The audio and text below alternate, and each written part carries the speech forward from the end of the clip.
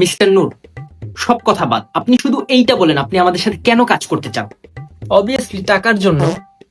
Mister নূর, আপনি 2 মিনিটের জন্য টাকাটাকে সাইডে রাখেন। টাকাটাকে সাইডে রাখেন, মনে করেন আপনার টাকা প্রয়োজন না, আপনার কোনো টাকা লাগেই না, আপনার টাকা লাগবেই না। এখন আপনি বলেন আপনার কেন এই জবটা লাগবে। তাহলে জবের কি দরকার? না মানে যদি টাকাই না পাই তাহলে আমি জব দিয়ে কি করবো? বাসায় আসি, ঘুমায় বসে বাসায় কাটাইতেছি, সেভাবেই কাটাইতাম। আচ্ছা বলেন, বাংলাদেশ কোন দেশে অবস্থিত? আপনি কি প্রশ্ন করতেছেন এগুলা? তো একটা প্রশ্নের উত্তর দিতে পারতেছেন না, কি প্রশ্ন করবে এই চোদনার এখন? তাহলে জিজ্ঞাসা করেন না, কে জিজ্ঞাসা করতে বলে? সরাসরি আমারে রিক্রুট করে।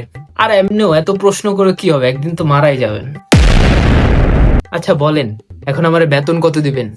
কি? 10,000 টাকা মাত্র? 10,000 টাকার জন্য এত কিছু? আপনি আমার কি রিজেক্ট করবেন? আমি আপনার রিজেক্ট করলাম, আমি আপনার কোম্পানির রিজেক্ট করলাম, আপনার জব রে আমি রিজেক্ট করলাম। শালা আমি নিজেই তো পাই 15,000 টাকা। দে তোর চাকরি করুন না, আমি নিজেই তো পাই 15,000 টাকা। এইসব 15,000 টাকা পাই এইসব চোদনা করে সহ্য করতে, চাকরি করুন।